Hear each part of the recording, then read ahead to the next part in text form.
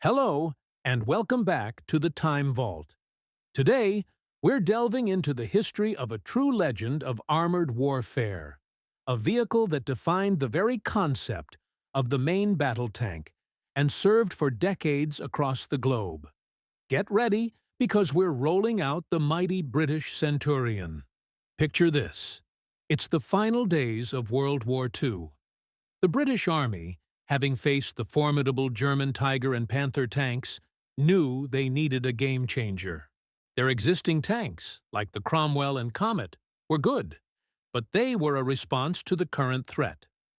The War Office wanted a tank that could dominate the next war. They needed a universal tank, one that could combine the mobility of a cruiser tank with the heavy armor and firepower of an infantry tank. Out of this ambitious requirement, the Centurion was born. Design work started in 1943 under the designation A41.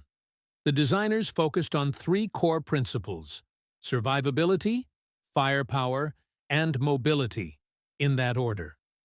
They understood that a tank crew that feels protected fights more effectively.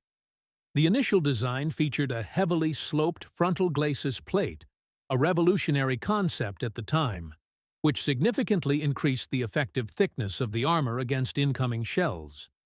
This, combined with a thick, well-shaped cast turret, gave the Centurion a level of protection that was unparalleled among Allied tanks of the era.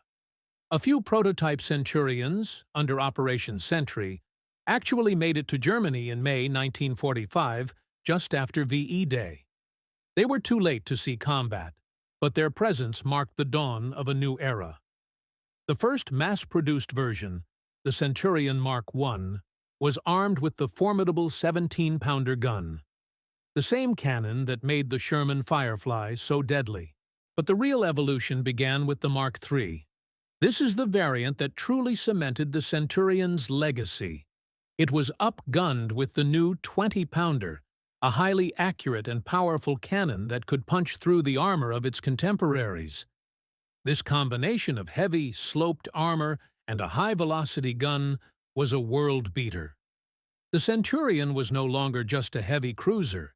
It was the first true main battle tank, or MBT.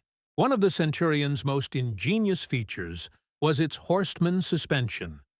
Instead of using torsion bars that ran across the floor of the hull, which would raise the tank's height and be a nightmare to repair in the field, the Centurion used external bogies. Each bogie had two road wheels and was mounted to the side of the hull. If a unit was damaged by a mine or shell, the crew could simply unbolt the entire bogie and replace it with a new one in a relatively short amount of time. This emphasis on field repairability was a key part of the Centurion's design philosophy and a major reason for its long service life. But what good is a tank if it can't get where it needs to go? The Centurion was powered by a Rolls-Royce Meteor engine. Now, this wasn't just any engine. It was a derivative of the legendary Merlin engine that powered the Spitfire and Lancaster bomber. While it gave the Centurion decent power, it was also notoriously thirsty. The tank's limited range was one of its primary drawbacks in the early years. To compensate, later versions were often fitted with external fuel tanks or an armored fuel trailer that could be jettisoned in an emergency. Despite its fuel consumption, the Meteor engine provided enough power to give this 50-ton beast a respectable top speed of around 22 miles per hour, or 35 kilometers per hour, which was adequate for its role. The Centurion's baptism by fire came in the Korean War. Deployed by the British Army, it quickly proved its worth on the harsh, mountainous terrain. Its superior gun and armor gave it a distinct advantage over the North Korean T-34-85s. One famous account from the Battle of the Imjin River tells of a Centurion taking a direct hit that jammed its turret. Undeterred, the commander simply ordered his driver to traverse the entire tank to aim the gun, and they continued to fight. This ruggedness and the crew's ability to fight through damage became a hallmark of the Centurion. Its excellent gun depression also proved invaluable in the hills of Korea, allowing it to take hull-down positions and fire on targets at lower elevations, a feat many other tanks struggled with. The Centurion's story didn't end in Korea. It became one of the most widely exported and modified tanks in history. The Israelis, in particular, became masters of the Centurion, which they called the Shoot, meaning whip. They systematically upgraded their tanks over the years, replacing the Meteor engine with a more reliable and efficient American diesel engine, upgrading the transmission, and, most famously, replacing the 20-pounder with the even more powerful 105mm L7 gun. This gun, originally a British design for later Centurion models, became the NATO standard for decades. In the hands of the Israeli Defense Forces, the Shoot Centurion performed miracles.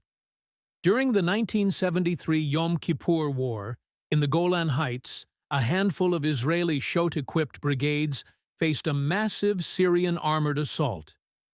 In the Valley of Tears, a single brigade of around 100 Centurions held off an onslaught of over 500 Syrian T-55 and T-62 tanks. The superior training of the Israeli crews, combined with the Centurion's excellent gunnery, accuracy, and survivability, allowed them to inflict devastating losses on the attackers and ultimately hold the line. The battle became a textbook example of how a qualitatively superior tank, even when outnumbered, could triumph. The Centurion's adaptability was its greatest strength. It was a platform that just kept giving. South Africa created the Oliphant, a heavily modified version that served for decades. Sweden used it as the Stridsvagn 101, 102, and 104, adding their own upgrades. Jordan even turned old Centurion hulls into some of the most advanced armored personnel carriers in the world, known as the Temsa.